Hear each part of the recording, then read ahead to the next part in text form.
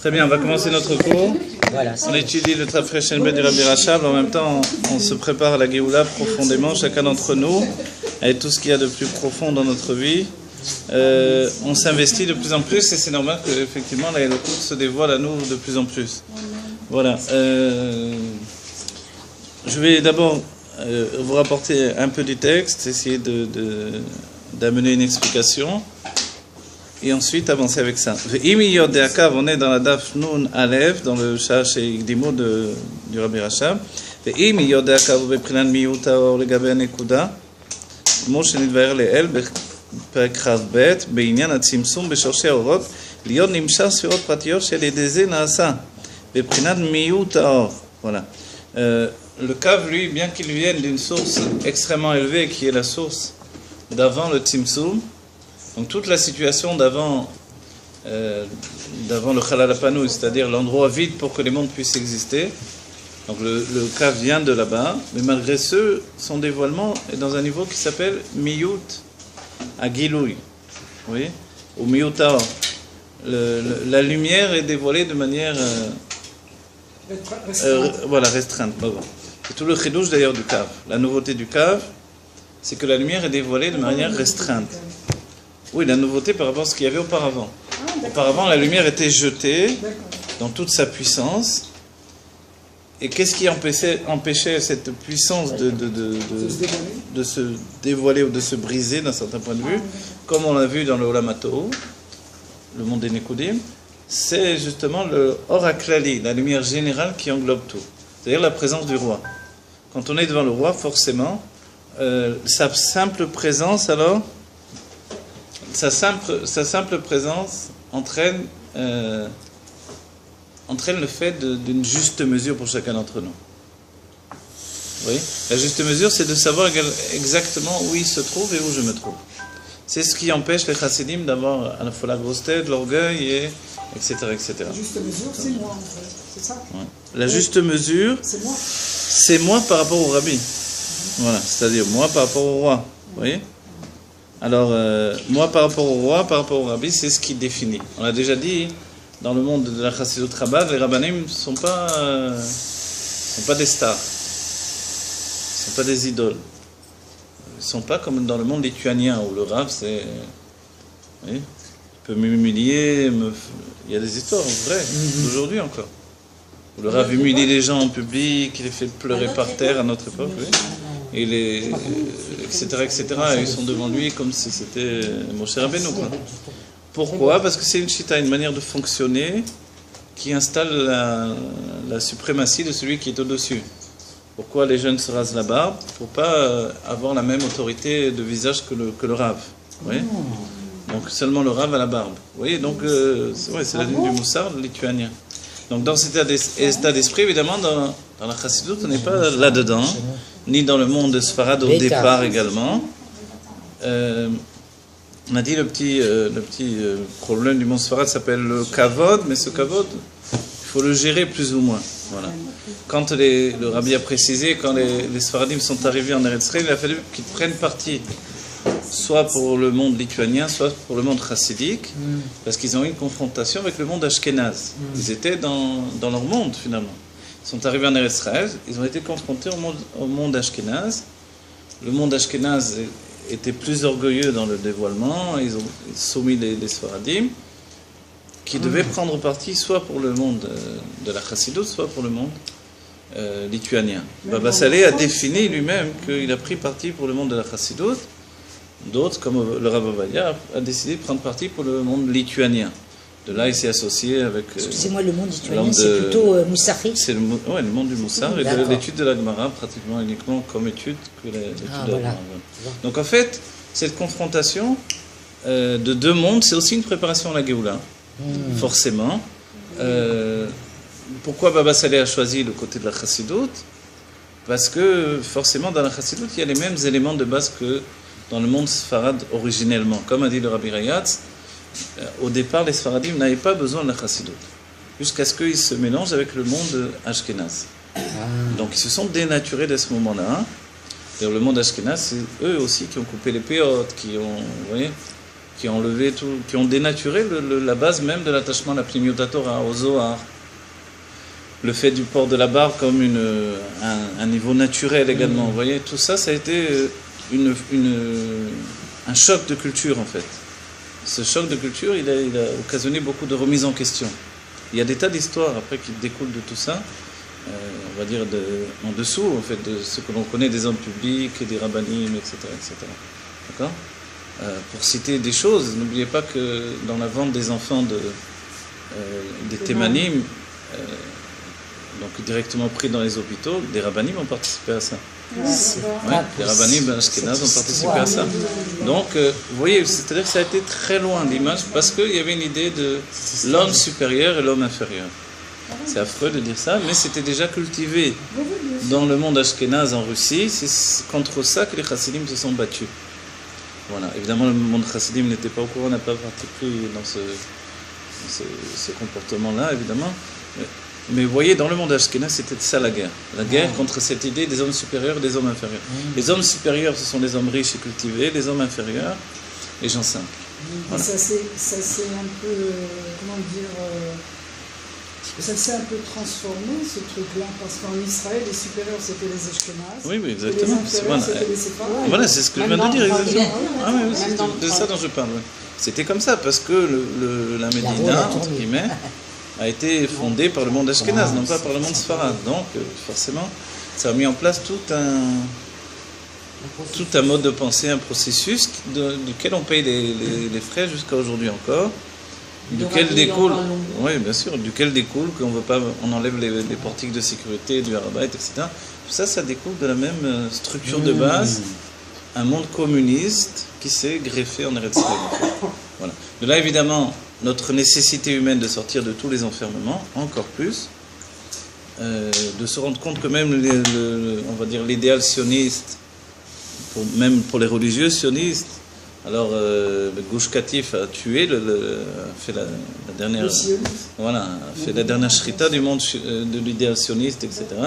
Donc en fait, il ne reste plus de propagande générale, si ce n'est la seule et unique, qui est la Géoula, pour laquelle le peuple juif est venu au monde et pour laquelle il est né et pour laquelle il veut aboutir, parce que ce n'est pas évidemment de rentrer dans des éléments disparates, mais de devenir un peuple à nouveau avec un seul roi. Et ce roi, c'est un moyen d'accéder à Dieu lui-même. Voilà. Et ça, c'est extraordinaire parce que dès le moment où nous sommes des êtres différents, notre différence, dans l'optique divine, elle ne devient pas un empêchement. Elle devient finalement une proximité. Elle ne devient pas un éloignement, mais une proximité. Ta différence me plaît, elle me fait plaisir. Vous voyez ? Ta différence, je l'aime parce que c'est toi.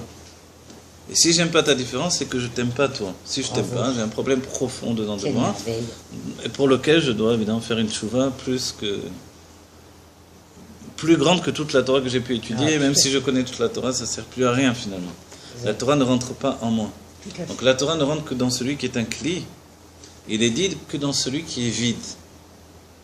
De quoi je suis vide? Évidemment, il faut être vide de cet orgueil qui fait que j'ai les esprits, les idées petites, l'esprit court. Voilà, il est vide, mais fier, évidemment. Bravo. C'est-à-dire que la racine le judaïsme était représenté par le Gush Katif surtout, c'est ça? Le judaïsme sionisme, le sionisme, oui, le sionisme religieux, c'est clashé au moment de Gush Katif. Concrètement, les rabbanim après ne savaient plus comment affirmer encore l'idéal sioniste. Ils ont recousu, certains se sont entêtés, les jeunes ont laissé tomber beaucoup. Pour beaucoup, les jeunes ont laissé tomber le drapeau sioniste dès ce moment-là. Ils ont compris que c'était un leurre. On ne pouvait pas. Donc l'idée du sionisme, pour lesquels les rabbins se sont battus, le monde orthodoxe au départ était très contre. Parce que ce n'était pas avec ces fondements-là que l'on pouvait faire une société juive. Voilà. Et on voit qu'ils avaient raison. Maintenant, comme a dit le rabbi Bediavad, puisque Dieu a voulu que ça passe par ça, on ne rejette pas tout à la mer. Au contraire, on met en avant tout ce qu'il y a de bon, et dans le juif, et dans la venue en Eretz Israël, évidemment. Voilà. Même Théodore, celui qui a fait Rabbi voilà, il viendra faire tout aussi dans le... Non, c'est pas magnifique dans la base même de l'idée, etc. Puisqu'on en subit encore les conséquences. Oui, mais il a fait don de lui-même, et ça c'est quelque chose qui est important. Voilà. Alors maintenant, ce qu'on dit ici, pourquoi on en est venu là, je ne me rappelle plus, quoi qu'il en soit, je vais certainement retrouver le fil. La lumière, telle qu'elle est dans sa source, dans le Tzimtzum, avant le Tzimtzum justement, elle est une lumière qui est absolue, bravo, infinie, et elle est elle-même, totalement. Dès le moment où il y a Tzimtzum, le Tzimtzum est défini dans la Kabbalah et la Chassidut comme la source de tout le mal. Oui, on voit que c'est la grande problématique vient du Tzimtzum. En même temps, on comprend après coup qu'il était nécessaire. Le Tzimtzum, c'est le fait que Dieu n'est plus dévoilé de manière absolue, il est voilé. Dès le moment où il y a un voile, forcément, de la présence divine, on en arrive à cette situation de pouvoir penser que où se trouve Dieu. Cette simple question découle du Tzimtzum. Vous voyez ? Donc ceux qui ont pensé dans le monde lituanien que Dieu s'est retiré totalement, le Gaon de Vilna, ceux qui se sont investis dans l'idée de la Chassidut, les Tatars Panominés d'après le Zohar, rien n'est vide de lui, Dieu est là totalement. D'accord ? Ceci dit, si Dieu est là, il a organisé justement ce qui s'appelle un sujet d'enchaînement des mondes avec des niveaux supérieurs et des niveaux inférieurs. C'est toute l'idée qui était entraînée par le biais du Tzimtzum. Le Tzimtzum, lui, il avait pour but d'entraîner le niveau de Mala ou Mata. Ce qui est en haut, ce qui est en bas. Séparation. Voilà. Ces séparations, pas forcément, mais tout au moins une hiérarchie. Voilà. La hiérarchie contre laquelle Korach s'est battu, en disant, il n'y a pas pourquoi on a besoin que Moshe et Rabbeinu, ils sont au-dessus de nous. Ouais. En même temps, pour lui, son idée, c'était, on est tous des Kohanim, allez. C'est vrai que dans la Géoula, il est dit clairement, et puis il y a des psokim aussi, que tout le peuple juif s'est appelé Mamlechet Kohanim. C'était pas le Zman. C'est un peuple de Kohanim, a priori. Voilà. Il a devancé le temps. Le temps de la Géoula, c'est un temps où on va ressentir que nous sommes tous des Kohanim. La preuve en est que l'on va tous rentrer dans le Kodesh Kodashim. Il y avait un seul moment dans l'année où on voyait le Kodesh Kodashim, c'était au moment où on préparait la vache rousse. Là, tous les rideaux étaient ouverts, et depuis le mont des Oliviers, on voyait jusqu'à l'intérieur du Kodesh Kodashim. C'était le seul moment. On peut se dire comment c'est possible, parce que la vache, elle est à l'extérieur totalement. Pourquoi à ce moment-là, uniquement, on voit l'intérieur tout à fait?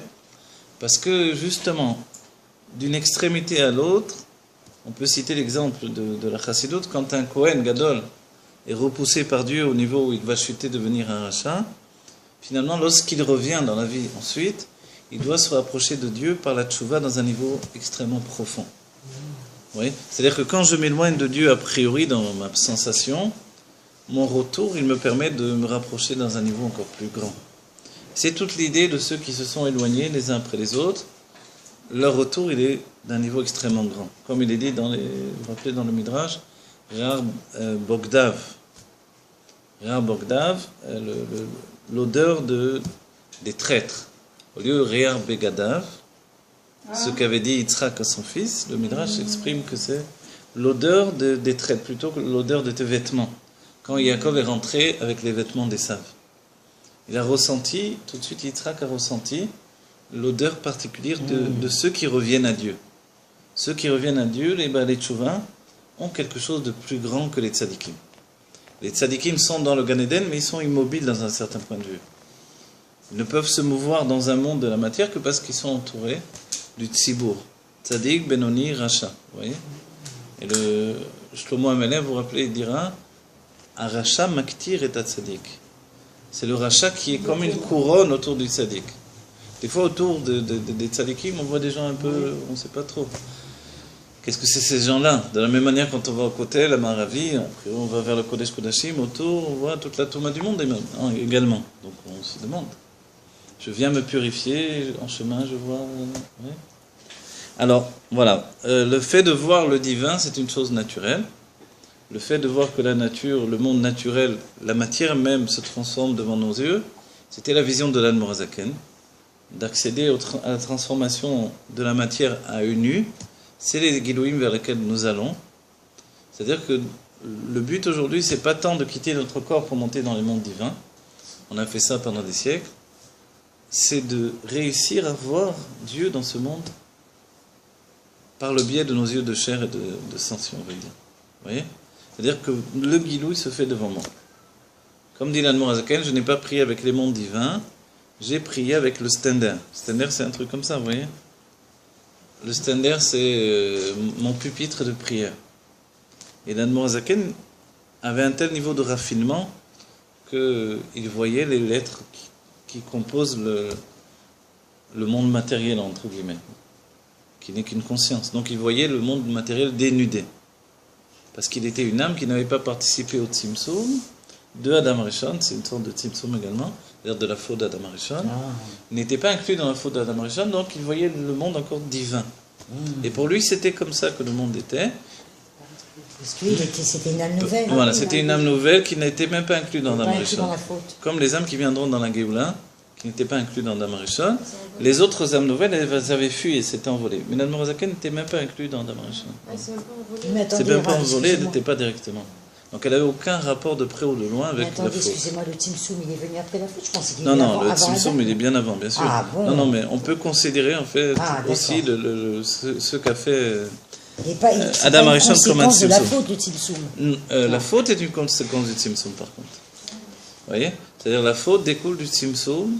Tout le mal qui est dans le monde découle du Tzimtzum. D'accord? Voilà. Maintenant, le mal, on a dit, c'est une sensation. Mais ces sensations, on en est tellement convaincus qu'elle a été extrêmement puissante pendant des siècles. C'est la conséquence de la faute de Dieu? Non, Dieu a fait aucune faute. Non, parce que le Tzimtzum, vous avez dit. C'est pas une faute. On a dit c'est le makor. La source de tout le mal. Des clipotes, etc., etc. Mais ce n'est pas une faute. C'est un mode de création. Pour l'instant, et que tout se passe dans la conscience de Dieu, en changeant notre conscience, en fait, c'est Dieu qui va se donner une naissance à sa naissance physiquement, de façon matérielle, si on peut parler de matériel. Sa naissance physiquement non, alors Dieu ne naîtra jamais physiquement. Non. C'était l'erreur des chrétiens de penser ça, justement. Non, c'est pas du tout ça que je veux dire. Ça veut dire là, on est dans un monde, pour l'instant, qui est un monde d'illusion. D'accord. Il n'est pas tel qu'on le voit, en tout cas. Donc, dès le moment que la Géoula se dévoile à nos yeux, on va voir qu'il n'y a rien d'autre que Dieu, et automatiquement, on va voir que tout ce qui est matière, que nous on croyait réel, mais que divin. Exactement. Donc, quelque part, c'est... Plus que ça. C'est peut-être une matérialisation de la pensée de Dieu, de la pensée de Dieu matériellement. Est-ce qu'on pourrait dire ça? Non, j'aime pas le mot matériel là, utilisé dans cet état d'esprit. Comment? Voilà, en fait, le monde réel, c'est le monde divin. La faute a été le fruit, si vous voulez, qu'on a mangé, ça a été d'intégrer une vision personnelle du monde divin. La conscience. Ça s'appelle la conscience, effectivement. Donc la conscience, elle ne s'est pas faite dans le monde matériel elle-même, lui-même. Parce que le monde matériel n'existait pas. La conscience s'est faite dans le monde de Bria. Tant qu'il était dans le Gan Eden du monde de Bria, Adam Rishon était encore dans la vision du monde de Hatzilut, dans lequel le Kli et le Or sont deux fonctions divines qui s'expriment dans le dévoilement de la lumière. Vous voyez? Le réceptacle et la lumière expriment la présence divine. Donc ça s'appelle Ikar Shrina Batartoni Maïta. C'est que l'essence même de Dieu dans son être, elle était présente. Dès le moment où la proposition du Nachash devient effective chez Adam Rishon, donc le fait de manger du fruit, de la connaissance du bien et du mal, c'est ce mélange de bien et de mal qui va entraîner la confusion. C'est quoi le mal? C'est l'existence. Qu'est-ce que c'est le bien?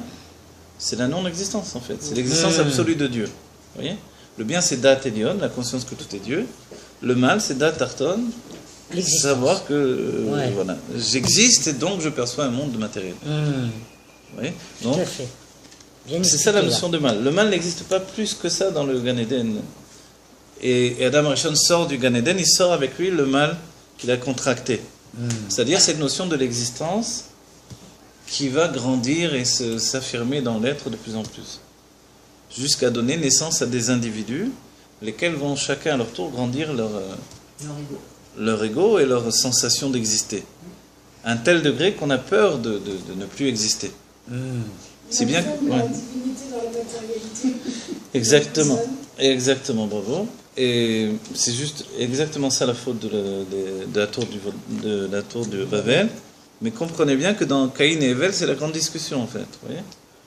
Est-ce qu'il faut, puisque c'est une décision divine, s'investir dans l'existence. Vous voyez, en fait, profondément, c'est le message de Caïn.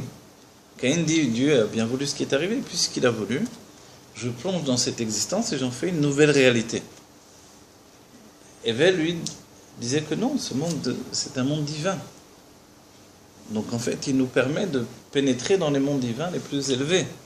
Et pour lui, c'était comme ça, ce monde était un passage pour accéder au monde divin. De l'un et de l'autre, il y a des vérités et des erreurs, vous voyez. À la fois, ce monde, comme Caïn le pensait, c'était pas un passage.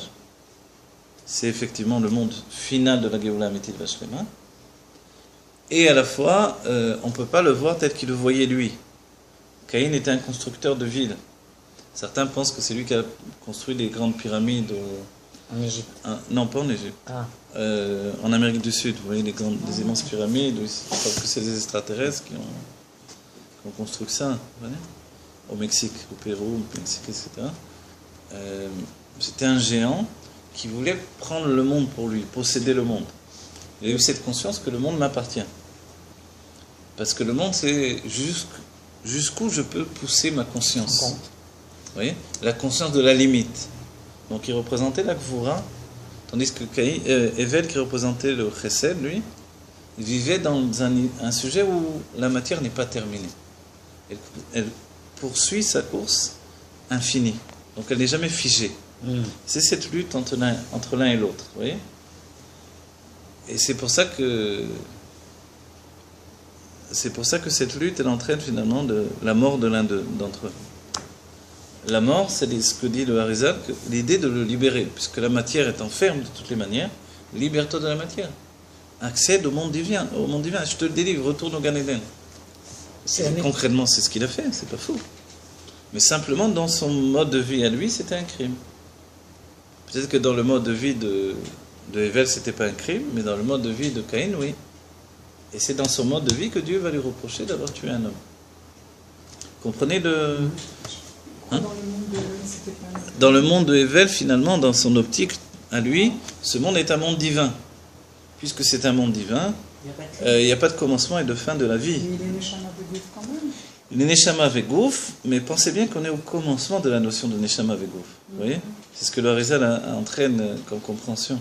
C'est-à-dire que puisqu'on est au commencement de la notion de perception du corps, lui, Evel, il se disait ce monde, c'est qu'un passage uniquement, qui nous mène vers des mondes divins spirituels. On ne peut pas avoir été rejeté totalement du Gan Eden, et ce n'est pas le but, et ce n'est pas une finalité. Donc, dans un certain point de vue, il avait tort, puisque la finalité, c'est ce monde où on se trouve. Donc, dans ce cas-là, Caïn avait raison. Mais Caïn avait raison pour la finalité du monde, mais pas pour les moyens qui mènent à cette finalité. Voilà. Vous voyez ? Donc, c'est sur ces deux points-là qu'il y a eu une grande marloquette entre eux. Et va revenir avec Moshe et Korah, et avec des tas de situations qui vont revenir, qui vont se Yaakov et Esav aussi, c'est la même chose, finalement. Yaakov et Esav, d'un certain point de vue également, exactement. Moshe et son beau-père, surtout. Moshe et son beau-père, c'est un peu différent, non, parce que son beau-père est extrêmement spirituel, et Moshe aussi, finalement. Moshe et son beau-père, il est dit il y a des écrits de Chassidut qui nous disent que c'est le Tzemar Tzedek qui rapporte ça, qu'on voit chez Moshe qu'il n'avait pas le sens du Olam Hazé. Que même quand il dit à Dieu, laisse-moi rentrer dans la terre d'Israël, et que Dieu lui refuse, il lui dit, alors laisse-moi juste être un oiseau, et rentrer en Eretz. Et le Tzemar Tzedek dit, pourquoi un oiseau ? Tu veux être dans la terre d'Israël, tu veux poser, alors c'est un animal qui pose ses pattes sur la terre. Et de là, on comprend bien que Moshe n'était pas investi dans le monde matériel comme nous. Il survolait le monde matériel, il n'avait pas vraiment une conscience de la matière. C'est lui qui était le Bikoul de Hével, c'est ça ? Oui, exactement. Oui. Donc en fait, certains tzadikim ont une notion, ont une perception du monde de la matière, d'autres non. Le Harizal non plus, il n'avait pas cette perception du monde de la matière, vous voyez ? Donc c'est tout un travail chez un tzadik de ressentir le monde matériel. Et ceux-là sont appelés les Léviathan. D'accord ? C'est ce que dit l'Admor Zaken. La notion du Léviathan, c'est ce tzadik qui lui est complètement dans ce qui s'appelle l'avodat ha-yichudim. C'est les termes de l'Admor Zaken, il est totalement dans l'unification des noms célestes et des mondes divins. Donc il ne participe pas dans ce monde de la même manière que nous. À la manière de Rajbi dans la Mehara, dans sa grotte où il a fait les mitzvot de manière spirituelle. Oui ? Donc cette notion-là, c'est que le monde chez lui, les yeux sont dessillés. Pour Rajbi, il n'y avait aucune faute de Adam Rishon. Il n'y avait pas eu de destruction du temple. Il vivait dans cette notion de Elokut dévoilé, de divin dévoilé. Donc, si des hommes comme ça ont vécu dans ce mode de vie, c'est qu'on doit aujourd'hui les rejoindre. Notre travail, c'est de les rejoindre. Donc, notre vie correspond à cette rencontre. Et c'est pour ça que l'on dit que Rabbi dit que Rajbi a déjà eu sa Géoula totalement au moment où il arrive, il dévoile la Hydra à Rabbah, et qu'il se lie à Dieu dans un feu. À ce moment-là, il est en Géoula totalement. Donc, ensuite, et dès à présent, en fait, on se prépare à ça par le fait de se rendre compte que la matière, elle n'est pas un enfermement dans l'ordre de l'enfermement dont on a pensé. On voit une matière plus légère, plus vive, plus...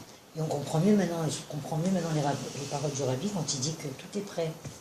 En réalité, exactement. Tout est là. Le temple est là, il y a tout. Mais ça rejoint ce que... Voilà. Exactement. Mais ça, on l'a dit, ce point-là, dans le fait que tout est là, que tous on est déjà à table, etc., on est obligé de le comprendre comme une autre dimension dans laquelle on va rentrer. La clé de cette dimension, elle est là dans notre conscience. Voilà. Alors, on y est, mais les dimensions sont là. La science, elle part de la même chose maintenant. Donc, on a un langage pour le dire simplement. C'est-à-dire qu'effectivement, on est dans la même pièce avec des tas de dimensions. Mais le Magui de Mezrich déjà le disait. Il disait, Atzilut se trouve ici. A priori, non, on est dans le monde d'Atsiya. Et non, Atzilut se trouve ici. Donc, en fait, c'est juste un accès, un passage d'un niveau à l'autre. Vous voyez ? Donc, l'idée, elle est vraiment que tout est confondu, mais c'est vrai que le passage d'une dimension à l'autre, qu'est-ce que c'est ? Est-ce que quelquefois on ne passe pas sans s'en apercevoir dans une autre dimension et on revient finalement sans s'en être aperçu non plus ? C'est possible, vous voyez ? C'est quoi l'intérêt ? L'intérêt, c'est juste de collectionner des sensations.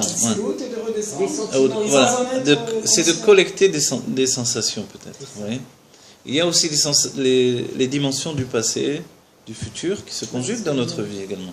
Le passé, c'est aussi une dimension. Si tu as les 10 séphirotes en toi, tu vas... Il existe toujours en tant que passé, mais il est une dimension. L'instant passé, il est toujours derrière nous, comme une autre dimension. Le fait qu'aujourd'hui on puisse filmer, par exemple un cours, une situation, c'est comme si on filmait une dimension qui n'existe plus. Tout à fait. Donc si elle existe maintenant dans une vidéo, c'est que voilà, on a pu capturer une dimension, c'est extraordinaire. Surtout une vidéo comme ça. Alors la dimension de la Géoula, on la possède en nous. Oui. C'est pas un présent éternel. La Géoula, c'est un présent éternel.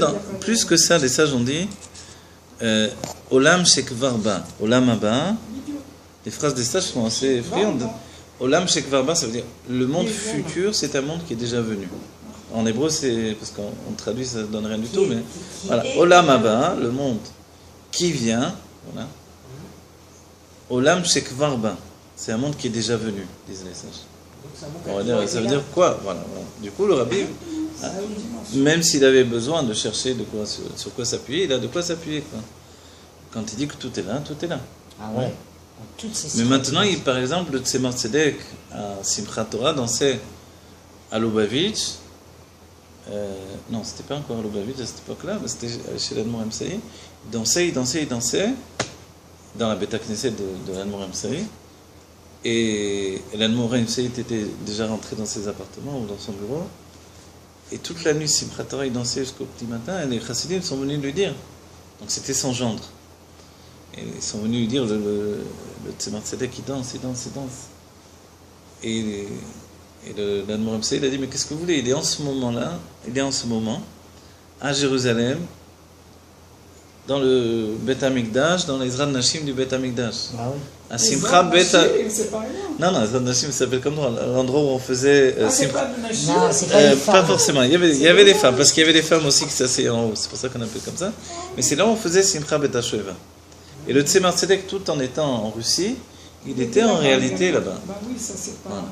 Donc, c'est-à-dire la dimension pour lui était quelque chose qui pouvait évidemment fouler de... Oui, bien sûr. Donc c'est magnifique.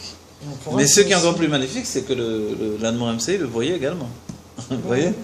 Ça, c'est aussi que là atteint une chose. On voit bien que s'il a atteint, le Rabbi sait exactement ce qui se passe chez lui. Oui. Et ça, c'est merveilleux. C'est-à-dire, on peut également visiter une dimension en voyant un autre qui a pénétré la dimension. Je regarde l'esprit de l'autre, je vois que l'autre a pénétré la dimension. Et nous aussi, on va atteindre ce niveau, ça veut dire... Nous, on va atteindre ce niveau et on va... Exactement. C'est l'une des... Pour être partout à la fois. Hein? Non, c'est bien plus que ça. Ça serait clali déjà pour tout le monde, pour tous les juifs. De quoi, pardon? Je n'ai pas entendu. D'être partout à la fois? Bah bien sûr. Bah oui, c'est ce Cette que je veux dire. dimension-là, on va tous la voir. Ah oui, C'est non, pas non, que- bien sûr. Ah oui, parce oui, que oui. un Non, va elle dit, vraiment, nous aussi, on va arriver. Non, bien sûr, on va tous y arriver. Le but, c'est qu'on y arrive tous. Mais pour y arriver tous, il suffit qu'un seul le déclenche. Mais alors on a commencé déjà à être partout à la fois. On a commencé à être partout à la fois Bah, par exemple, quand et vous nulle part parlez- en même temps. Quand vous parlez et que vous êtes enregistré, Oui. et que vous, Voilà, vous exactement. Tout à fait, diffusez ça Sheva. sur Tout à le fait net, d'accord. vous êtes d'un bout Il est du là, monde il est ailleurs aussi. à la fois. Exactement. Clairement, C'est donc vrai. ça, on va dire que c'est quand même un début. outil. Exactement, à un nouveau. outil du début du dévoilement. Exactement. Oui, parce qu'on a besoin d'un appareil aujourd'hui.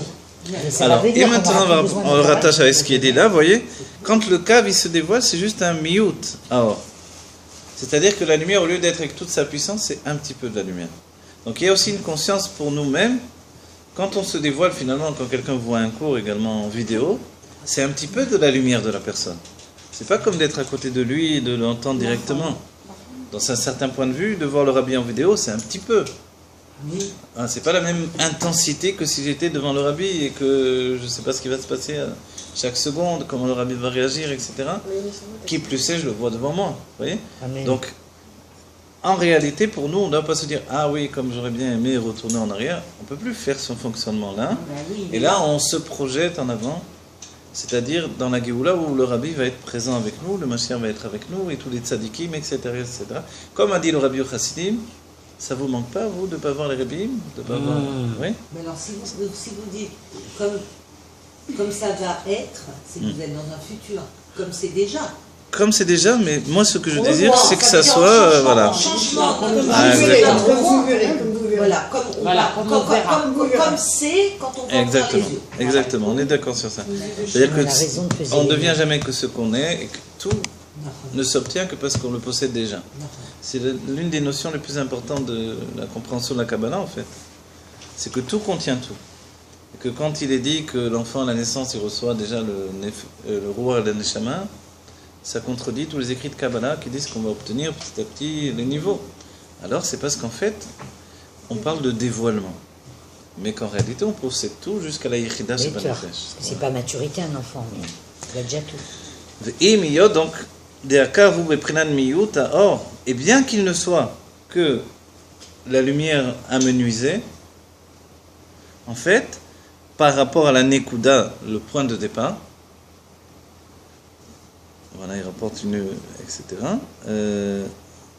Il donne une base, comme on a vu auparavant, be'inyan atzimsum be'shorshi haorot, lion nimshar sfirot pratiot. Vous vous rappelez, quand on a vu, il dit, comme ça s'est fait, par le biais du Tzimtzum, dans la source des lumières.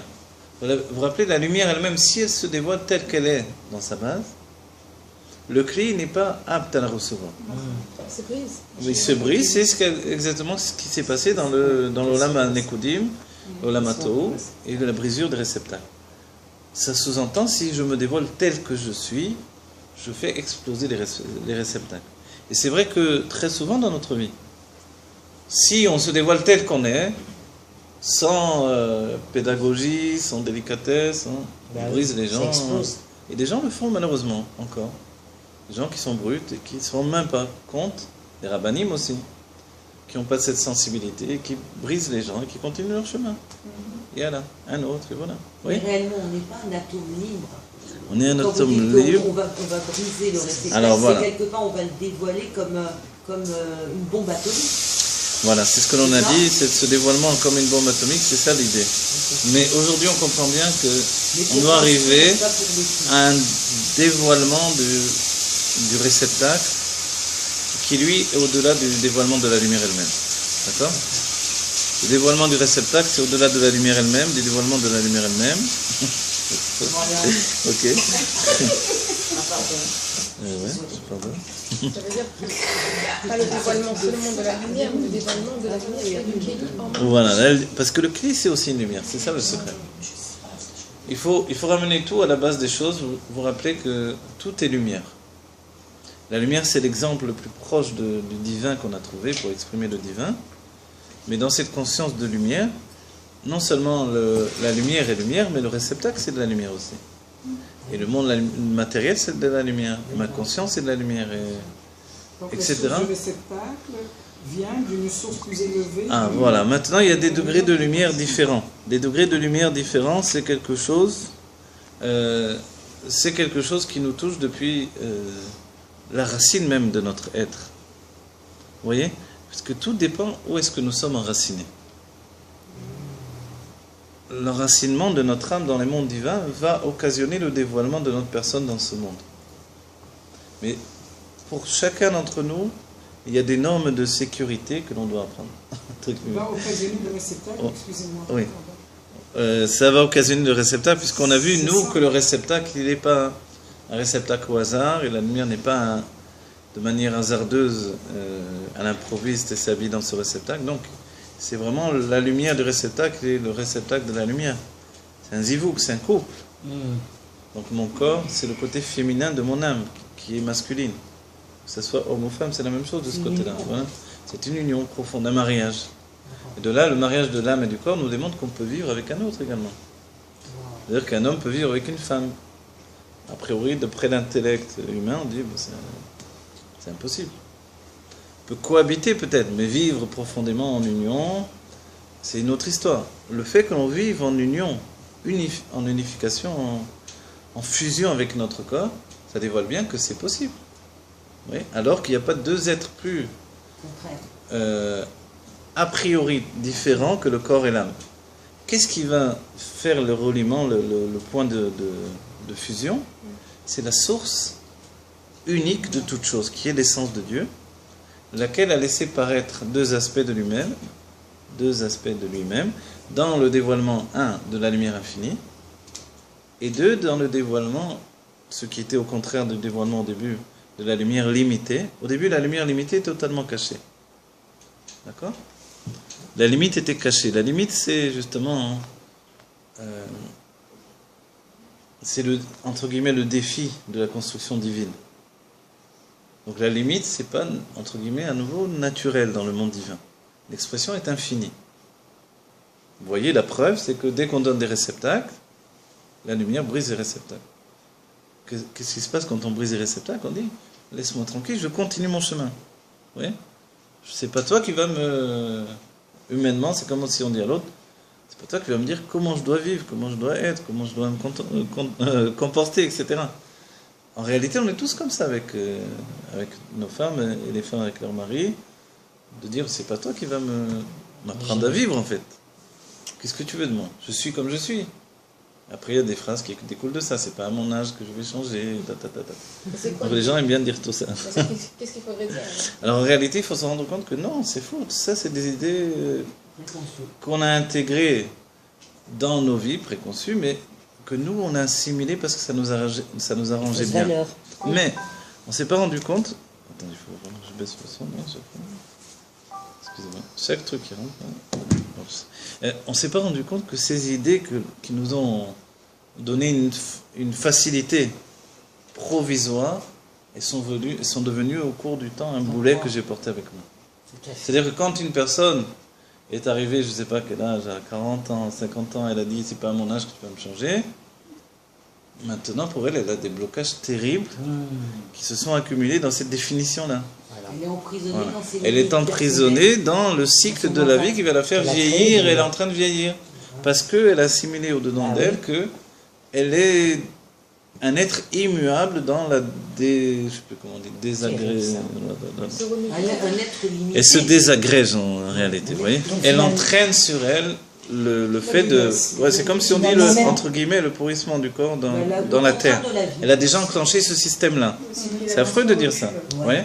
Elle a enclenché déjà le système du pourrissement du corps dans la terre. Pourquoi? Parce que c'est ce qu'elle a intégré. Elle est tellement sûre de ça que, évidemment, ça fait peur. Elle n'est pas morte, voilà. Elle s'est tuée. Mais la Chassidut vient de lui dire, mais non, ça ne va pas, qu'est-ce qui t'arrive toi? Ton âme elle est éternelle et ton corps va s'attacher à l'éternité pour toujours. Donc ça veut dire que ça va. Et est éternel aussi, mais il va s'attacher à une éternité nouvelle qu'on ne connaît pas encore. C'est-à-dire que l'éternité du corps, on ne la connaît pas encore.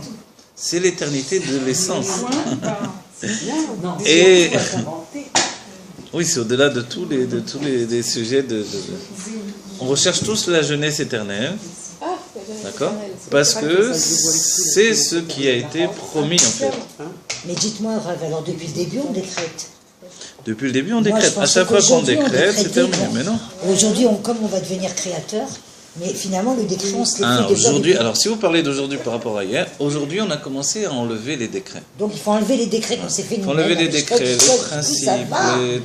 voilà. C'est pas Dieu, c'est nous-mêmes qui nous décrétons. Vous êtes bien d'accord, auparavant les gens vivaient avec, Notre ego. qui a avec le décrété. malheur comme quelque chose de quotidien. Donc notre D'accord? ego a décrété. Le peuple juif avait un traumatisme au malheur qu'il a transporté de siècle en Oh là siècle. là. Et est arrivé le rabbi pour casser toute cette image-là et nous reconstruire dans un désir de bonheur affirmé. Tout à fait. Affirmé, le désir de bonheur affirmé. Surtout, et comme l'a dit le rabbi, mon travail se porte. Bon, je ne vais pas rapporter ce point. Une fois de plus. Mais non, non, non, non, non, allez-y, non, allez-y. non, Ah non, vous avez commencé. non, Le premier jet. non, le premier jet, non. Non, ce que vous l'avez dit là. Non, non, je vais pas. Alors maintenant, Bon, il je doit pas reviendrai être dessus. dit. Voilà, il ne doit pas être dit là. Non, alors, quoi qu'il en soit, le rabbi est venu transformer la vision de notre vie, d'accord? Transformer la vision de notre vie, c'est prendre conscience de la vie éternelle au sein même d'une existence, qui a priori est construite dans les limites. Vous vous rappelez le Mahamar qu'on a étudié par Parashat Pintras, la limite elle vient à la fois de l'extérieur et de l'intérieur. Donc il n'y a plus rien à transcender avec cette vision. On n'est plus dans, on ne transcende plus rien. On ouvre nos yeux et on voit que. Non mais D'accord, d'accord. Non, Vous avez raison, mais. Transcender, c'est. Oh, pas mais, d'accord, vous avez raison. Oui, elle a raison, Elisheva, elle a raison. Transcender, ça voudrait dire. Tant mieux, vous avez raison, tout à fait. Voilà. Non. Mais là, elle a raison. Non, je suis d'accord avec vous. Simplement, pensez que votre point de vue, il est déjà un point de vue cultivé par une, C'est ça. Bah, par une conscience. Exactement. Grâce à Dieu, je suis très content. Cette conscience qui elle-même est arrivée à cette acceptation, dans la plupart des personnes de cette terre, il y a un blocage. Le blocage, dès qu'on dit à quelqu'un tout est Dieu, la matière du monde c'est Dieu également, et toi donc toi aussi qui es Dieu, la personne déjà, elle a mis son frein, vous voyez, c'est plus trop si elle va s'enfuir tout de suite ou si elle a la fin du cours. Vous voyez, comment vous dire? Il y a une sorte de blocage encore. Parce que pourquoi? Parce qu'on s'est trop habitué à décréter à. Parce que ça blocage. Et parce qu'il y a tellement de choses enfermées dans nos mentalités, dans cette conscience d'exister, parce qu'il y a un réflexe. Regardez, il y a une sorte de réflexe C'est la clipa qui. humain, Oui, mais d'accord, qu'est-ce que fait qui le découle rabbi lui-même qui est un coacheur de la matière elle-même. Le rabbi, c'est un Alors qu'est-ce coacheur. que la personne? Exactement. Qu'est-ce que fait un coacheur? À mon humble avis, ça veut dire il prend une personne qui est très faible, on va dire, J'arrête. physiquement, elle veut faire du. J'arrête. Non, ça me plaît, c'est son truc. Ah bon, d'accord. Une Ah bon, personne non, ça va. qui a envie de se On peut remuscler. Alors, on va enregistrer. parler Non, c'est son truc. d'une Alors, ouais. gymnastique cérébrale. D'accord, allez, Et c'est donc, parce qu'aujourd'hui vous parlez de elle va nous faire dépasser ce qu'on est déjà, ce qu'on a au fond de nous. Donc, le rabbi, qu'est-ce qu'il fait? Il nous rentre dedans avec beaucoup de finesse, c'est un roi. Il nous rentre dedans et Comment il il ne va nous pas nous dire oui, mais comme c'est comme ça. Si je peux me permettre, il est temps de rentrer dedans, d'arrêter de prendre des gants, parce que ça fait quand même suffisamment de milliers d'années que ça dure. Tu peux pas. Si, on peut, c'est comme ça qu'il faut faire. Si, il le dit, le Ça veut rabbi. dire C'est aujourd'hui, pas normal. ça suffit de prendre des gants pour dire ah non, mais il n'y a rien d'autre que Dieu, mais tu comprends, on va prendre des gants, non, c'est comme ça. Tu veux, c'est bien, tu veux pas, c'est bien. Il n'y a rien d'autre. Alors d'accord, on est d'accord sur ça. Le message, il doit passer, on doit le Il passer. doit passer avec Ceci dit, l'amour, voilà, c'est de l'amour. on parle pas de, Attention, c'est que de on parle pas l'amour. du fait finalement, est-ce qu'il faut le dire ou pas le dire. On le dit. Maintenant, on est en train de discuter en réalité comment c'est perçu de l'autre côté. On peut très bien aussi être dans le système, je passe le message, je me fiche pas mal de ce qui se passe. Non, c'est Ça pas ne fonctionne pas dans la génération du rabbi. Notre souci, c'est d'arriver à la Géoula, à Métis Vachlema, avec tous les juifs. Donc, forcément, on doit raffiner son discours et de parler à chacun. Le rabbi a dit les deux choses. Le Ofen Amit Kabel, de manière à ce que l'autre le reçoive. Ce que certains ont pris comme idée, il ne faut pas dire Yechi, il ne faut pas dire que Rabbi Machia, il ne faut pas dire ci, voilà. D'accord, voilà. Mais d'autres l'ont attaché à la deuxième instruction du Rabbi qui est on n'a pas le temps. On voit quelqu'un lui dit directement Yechi Améler, on parle de Géoula, Mashiach, on n'a non, pas on le temps dit. de se perdre en Shtouyot. Mais ça passerait bien. Voilà, Non, exactement. il faut dire Donc en fait, Mashiach, les non. deux sont des enseignements du Rabbi. comme on est déjà dans une dor de Memutsa, une dor où une génération où les intermédiaires se réunissent, où les oppositions ne sont pas des contradictions. Les différences, on va dire. Les différences sont des enrichissements, en fait. Voilà. Donc, à la fois, il faut faire attention à la personne, évidemment, mais lui dire ce qui est en même temps. Voilà. Ce que vous voyez bien dans les cours, on essaie au maximum de le faire, quel que soit le public, de dire la vérité. Parce que la vérité vient de tous les côtés. Si la vérité n'est pas dite par nous, elle viendra du côté des goïms, elle viendra du côté des scientifiques, elle viendra Hachem, il a plein d'émissaires. Voilà, des psychologues, décidez-là. Alors autant que nous, on soit à la base du message que l'on a transmis au monde depuis la nuit des temps, qui a été caché pour les plus grands sages, et ensuite qui a commencé à se dévoiler au goutte à goutte, par le Zohar, la Kabbalah, etc., et qui aujourd'hui atteint tout le peuple juif. Pourquoi ça atteint tout le peuple juif? Parce que c'est la Géoula Métil Vachlema, et que dans cette Géoula Métil Vachlema, je ne peux pas y être tout seul. Le travail que j'aurais fait pour entraîner les autres avec moi dans cette Géoula, sera peut-être mon seul mérite. Parce que autrement, mes qualités viennent de Dieu, et mes possibilités même de dévoilement viennent de Dieu. Alors qu'est-ce qui me reste comme travail? Le Rabbi, quand on a dit au Rabbi, mais on est désolé, une personne était passée devant le Rabbi, avait reçu un verre de l'Echaïm du Rabbi, et puis après, il a bu le verre tout de suite, il a dit, mais mince, j'ai bu le verre, il ne me reste plus rien maintenant. Il s'est dit, je vais passer une deuxième fois. Il est repassé devant le Rabbi une deuxième fois, prendre le verre. Oui, il a reçu. Et après, il s'en est voulu, il s'est dit, mince, à cause de moi, le Rabbi, il restait encore plus debout, encore plus de temps. Il est revenu chez le Rabbi pour lui demander pardon. Il dit, pardon Rabbi, parce que je suis passé une deuxième fois, à cause de moi, vous êtes resté encore plus longtemps debout. C'était des heures que le Rabbi est resté debout. Et le Rabbi lui dit, ne t'inquiète pas, je reçois des forces particulières pour ça. Et le Rabbi lui a dit clairement, mais sache que quand par exemple les chassidim ne chantent pas assez fort, qu'il faut que je les entraîne moi-même pour chanter, ça c'est un effort personnel que je fais. Vous voyez? C'est-à-dire que chacun on a des efforts personnels, et finalement c'est ça la valeur d'un être pour Dieu. Est-ce qu'il y aurait un langage que chacun a par rapport à ce message de Géoula, de dire à l'autre tu es divin et il n'y a rien d'autre que Dieu, et qui correspond aussi à une nature et une source d'âme? Par exemple, moi je vais le dire d'une manière, vous allez le dire d'une autre, et ça ne va pas toucher les mêmes personnes. Donc c'est complémentaire, c'est pas quelque chose, c'est juste une expression différente. Alors voilà, il faut se décider à le faire de toutes les manières, vous avez raison. Le message est là, il faut le faire comme vous l'avez fait. Vous êtes en train de le faire avec votre livre. Chacun doit découvrir le message, la manière de faire passer le message, mais le message est là, effectivement. Dans les derniers cours, j'ai dit quelque chose, c'est pas pour faire du moussard que j'ai... Ne dis pas dernier. Non, dans le dernier cours avant celui-là. D'accord, je préfère. Dans l'un des derniers cours, dans l'un des précédents cours, je sais pas ce que vous voulez. J'ai dit le fait que j'ai rapporté ce truc-là, c'est un peu moussarique peut-être, je sais pas. De dire en fait, de se rendre compte que, je me parlais à moi-même, qu'on n'a pas quelquefois assez d'ambition. Enfin, moi, je l'ai retourné vers les hommes pour dire la vérité, pour pas mentir, quoi. De me rendre compte que les hommes de la génération n'ont pas assez d'ambition dans le divin. Ils n'ont pas assez d'ambition, contrairement aux femmes, pas assez d'ambition dans le divin. Moi, je dis, non, mais même dans le matériel, c'est la troisième fois. Même dans le matériel. Dans le divin, en tout cas, c'est ce qui nous occupe ici. Et vous verrez que l'un vient avec l'autre. Dans l'esprit du Rabbi, l'un vient avec l'autre. D'accord? C'est-à-dire que l'ambition, elle doit être du moment où, voilà, ça nous a été donné. Et tous les textes qui nous ont été donnés, qui étaient auparavant réservés à une élite, ils sont là maintenant à portée de main.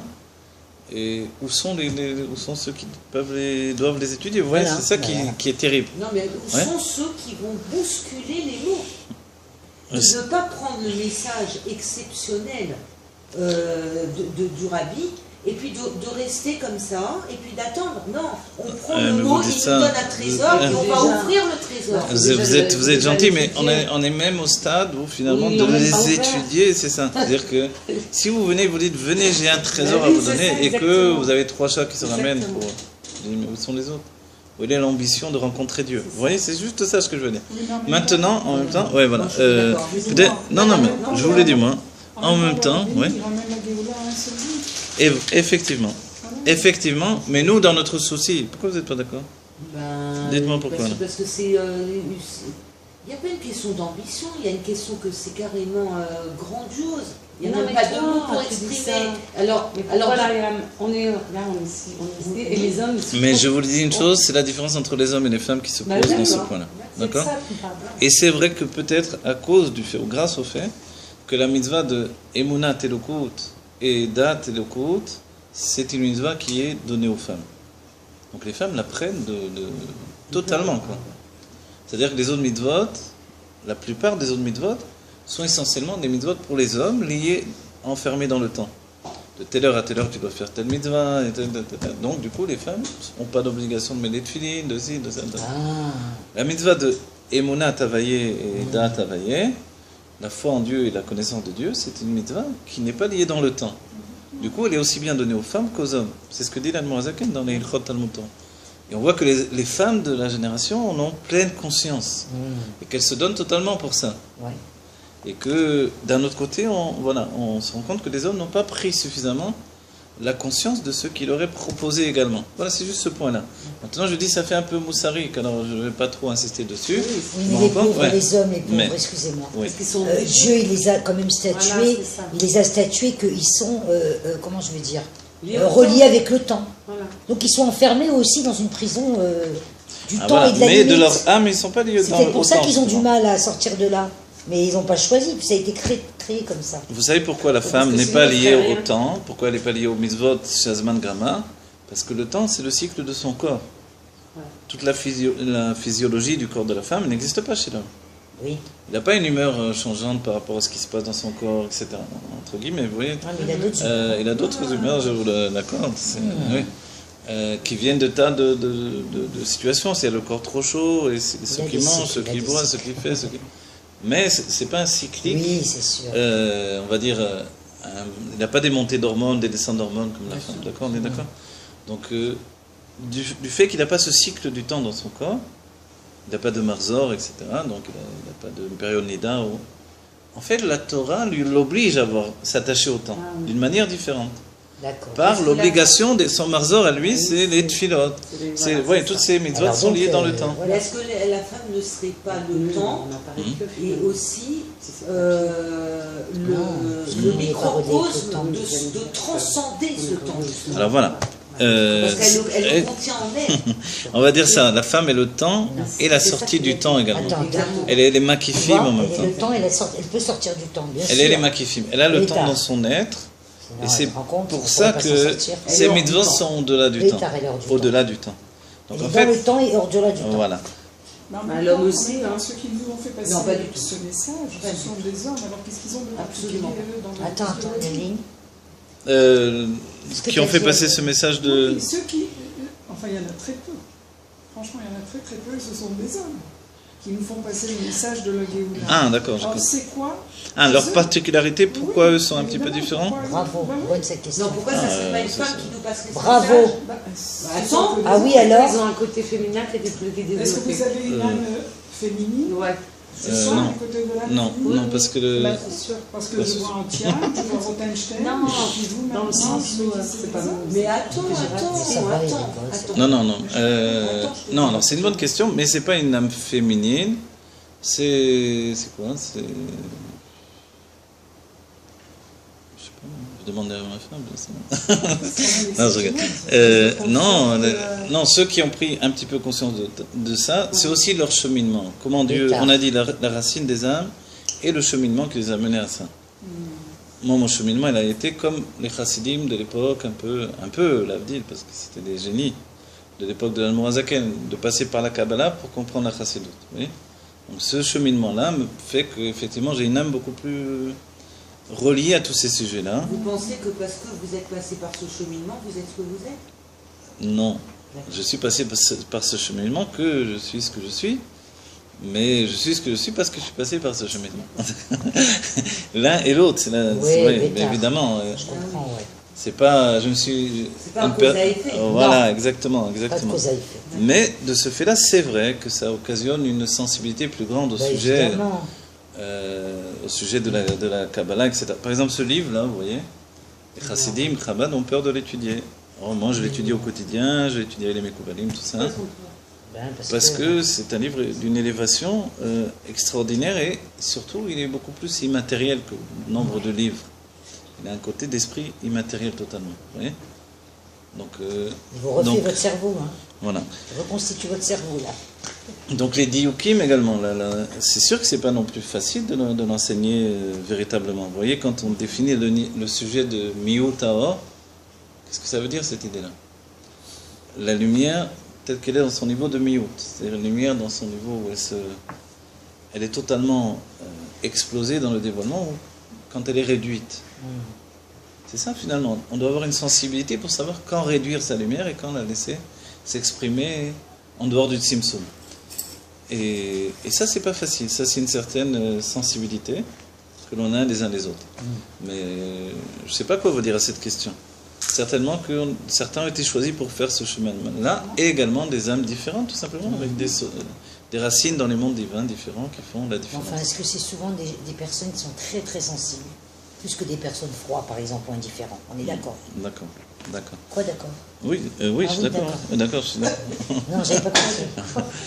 Non, c'est... Voilà. Aujourd'hui, notre cours, c'est un cours de discussion chassidique, on va dire. Mais je dois partir un peu tôt par rapport à d'habitude parce que voilà, j'ai un mariage. Ah, voilà. Encore une demi-heure et je dois partir. Ça va pour vous? Ok. Voilà. Dans tout ce qu'on a dit, finalement, c'est vrai qu'on a une nécessité. Je vous avoue que à la fois, je veux à la fois enseigner le texte, et à la fois, il y a tellement de nécessité de se préparer à la Géoula que ça prend souvent le dessus en même temps. Vous voyez? Donc, tant qu'il y a une seconde où la Géoula n'est pas Amitit Vachlema pour chacun d'entre nous, il faut encore éveiller les choses. Mais sachez que tout bouge. Et que nous-mêmes, on doit être en mouvement. Personnellement, j'essaie de l'être de plus en plus dans ma vie personnelle, quoi, et de le faire de toutes les facettes de ce que je peux faire. Donc c'est l'engagement que chacun doit prendre, se donner au maximum pour amener la Géoula. La Géoula s'amène également, n'oubliez pas, la conscience, c'est-à-dire parler à quelqu'un. Dans l'état d'esprit du Rabbi, on est en shlichut, on est en idvadut. La idvadut, c'est qu'on on est tout le temps dans des rapports de mashpia mekabel. Et puis, n'oubliez pas, la définition de la chassidut, c'est que si j'ai de la lumière moi-même, elle n'est une lumière que si elle est capable d'illuminer les autres. Tout à fait.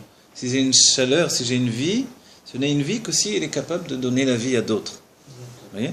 De la même manière, les kelim de Hatzilut sont capables de donner naissance à la vie. Vous voyez? Donc en fait, c'est ce point-là. Si je suis capable de transmettre la vie, c'est comme ça que je suis vivant moi-même. C'est pour ça qu'on ne peut pas venir voir une personne et lui dire « Toi, je t'interdis de donner la vie. » On ne peut pas m'interdire. Vous voyez? Donner la vie, c'est le faire par une parole, par un conseil, par un éclairage précis, par un engagement de moi-même. Mais c'est sûr qu'au bout du compte, on ressent la vérité. Plus la personne devient sincère dans son message, et plus ça se perçoit. Et notre but, c'est aussi de, justement, vous voyez, dans nos discussions, on va dire, autour de la Géoula, on parle beaucoup sur les mots. On se prend un peu sur les mots, etc. Ce mot-là plutôt que celui-là, vous dites comme ça.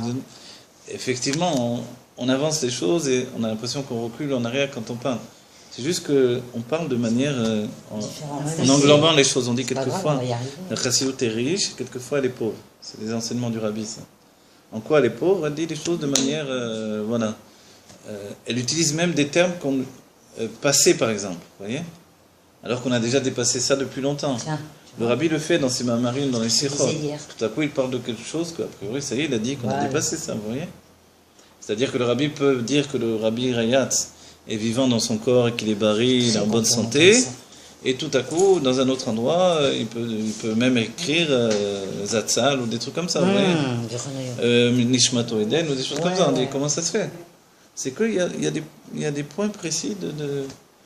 Alors nous, on n'en est pas là, on n'est pas capable de faire ces retours en arrière aussi, comme le Rabbi, voilà. Pour nous, le Rabbi est vivant, il est neshama dans son corps, bari, etc.